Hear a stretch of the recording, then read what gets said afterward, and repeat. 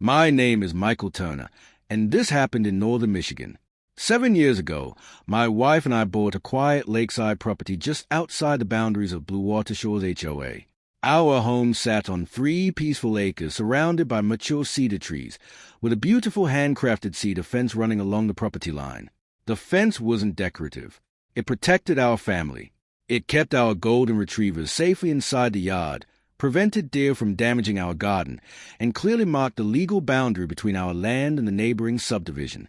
The fence had been professionally installed years before we purchased the property. Every permit was approved. Every property line had been surveyed. Everything was completely legal. Life was peaceful until Karen Phillips became HOA president. Karen believed every homeowner around the lake should enjoy an unobstructed waterfront view. Unfortunately for her, my fence blocked part of the view from several million-dollar homes inside the HOA. One afternoon, she knocked on my front door. She smiled politely. "Mr. Turner, we'd like you to remove your fence." I asked why. "It hurts our neighborhood's appearance." I smiled. "My property isn't part of your HOA." Her smile faded. "It still affects property values." "I'm sorry, but that's not my problem." She left without another word. A week later, an official-looking letter appeared in my mailbox. It claimed my fence violated HOA architectural standards. It demanded removal within 30 days. I laughed.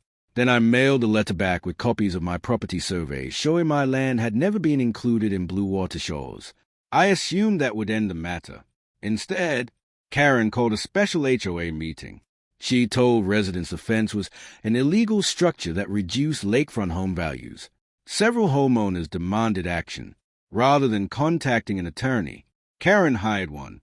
Unfortunately, it wasn't a property attorney.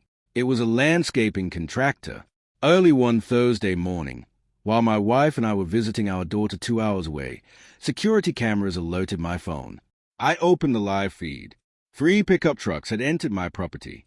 8 workers climbed out carrying chainsaws, pry bars, and demolition tools. Karen stood nearby holding a clipboard. She pointed directly at my fence. Within minutes, the workers began tearing it down. Fence panels crashed to the ground. Fence posts were pulled from concrete. Years of landscaping were crushed beneath heavy equipment. I immediately called the county sheriff. Then I called my neighbor across the road. He walked outside and started recording everything with his phone. Karen actually waved at him. She believed she had complete authority. By the time deputies arrived, nearly half the fence had already been destroyed. Karen confidently handed them HOA paperwork. The deputy looked through every page, then asked one simple question. "Where's the document proving this property belongs to your HOA?" Karen couldn't answer, because it didn't. I arrived about an hour later. The damage was heartbreaking. Nearly 200 feet of handcrafted cedar fencing had been destroyed. Flower beds were flattened. Irrigation lines had been crushed. Fresh tire tracks covered my lawn. The deputy asked if I wanted to file a report. Absolutely. Over the next several days, professional surveyors confirmed what we already knew. Every inch of the destroyed fence had been entirely on my property. The HOA had absolutely no legal authority to touch it. Then my attorney discovered something even worse. Karen had ignored multiple emails from the HOA's own legal advisor. The attorney warned her that my property was outside the subdivision and recommended leaving the matter alone. Karen replied with one sentence. "We'll deal with the paperwork after the fence is gone." That email became the turning point. The lawsuit moved quickly. We weren't just seeking compensation for the fence. We included trespassing, property destruction, landscape restoration, loss of privacy, attorney fees, and punitive damages. The HOA's insurance company refused to defend Karen because her actions were intentional. Suddenly, the HOA board realized they had a serious problem. Several members claimed they never approved the demolition. Meeting minutes proved otherwise. Every vote had been recorded.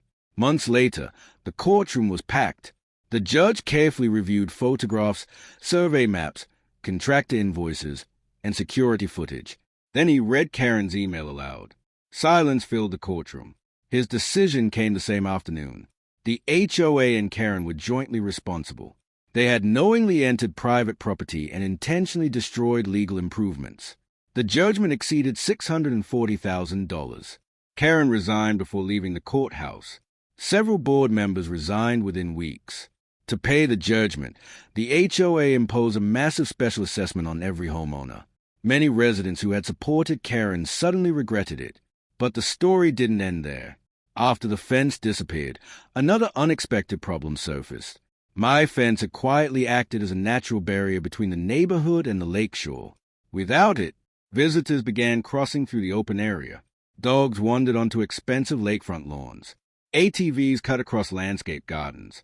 Even local wildlife started entering the subdivision through the newly opened path. Residents who once complained about my fence suddenly demanded it be rebuilt as quickly as possible. Ironically, the same people who wanted a better lake view were now asking for even taller fencing. This time, at the HOA's expense. 6 months later, a brand new premium cedar privacy fence stood exactly where the old one had been. Only now it was taller, stronger, reinforced with steel posts, and surrounded by new landscaping that further reduced the lake view Karen had wanted. The HOA paid every dollar. Today, life around the lake is peaceful again. Our dogs safely enjoy the yard. Our garden is thriving. And every time I look at that beautiful cedar fence, I remember one important lesson. Property rights don't disappear because someone wants a prettier view. Sometimes, trying to improve a scenery only creates a much more expensive one.